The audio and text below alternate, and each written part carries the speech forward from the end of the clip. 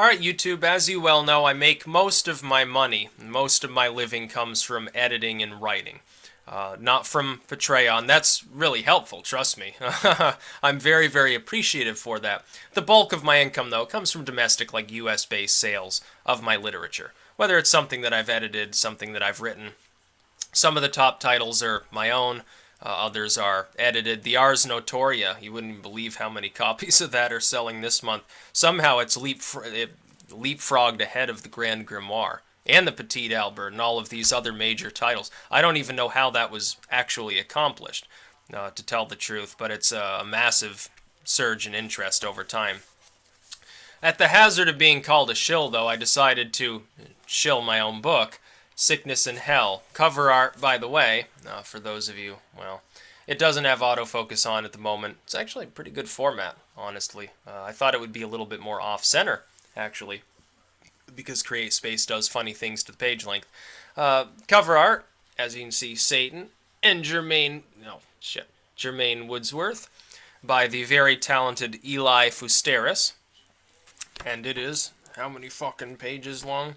224. Yeah, it's a full-length work.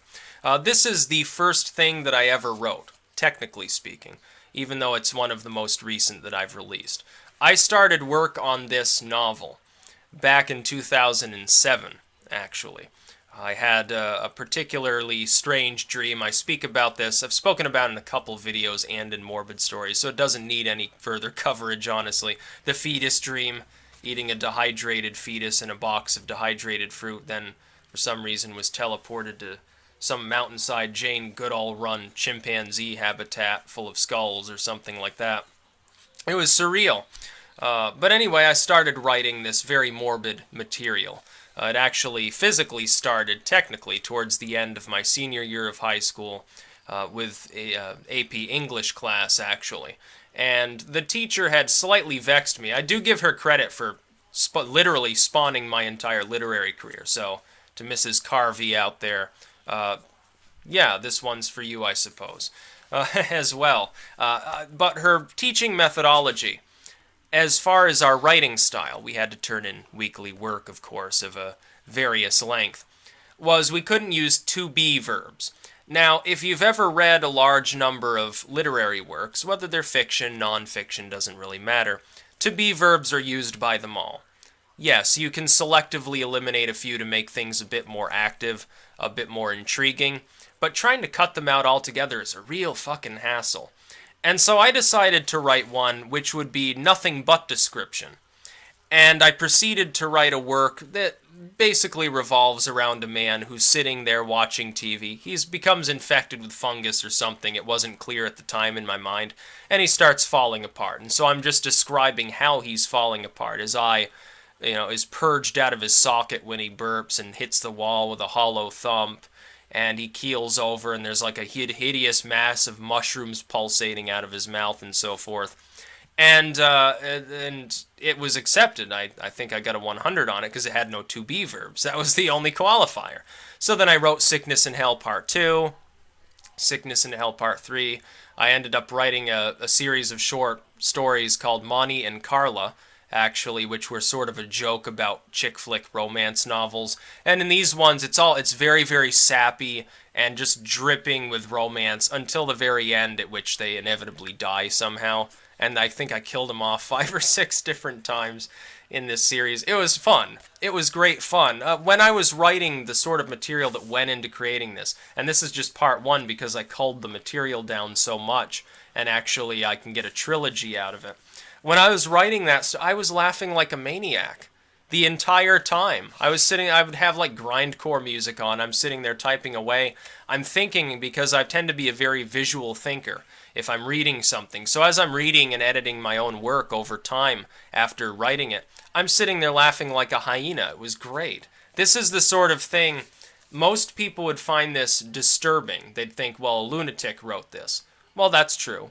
But to those who are into the really dark stuff, especially if you're familiar with splatterpunk, if you're familiar with the works of Craig Skip and John Spector, maybe you like the darker, more insane, like Stephen King style material, Rex Miller's Slob, something like that, you're going to love this work. You're absolutely going to love it, because it's filled with insanity. That's all it is. When you get into splatterpunk, often the plot suffers because you spend so much time on describing. You spend so much time on describing setting and action that it actually begins to weaken and denigrate the plot. I allowed myself to go whole hog in this, to the point at which the plot was endangered. I had to bring myself back from the brink of madness while I was compiling this and writing it in order to actually give it a coherent plot. That being said, the plot is weak. The first couple of chapters are stronger in describing backstory and setting, and then it begins to devolve over time, culminating with the last chapter, at which it's little more than description of degeneracy. That's the point of that sort of writing.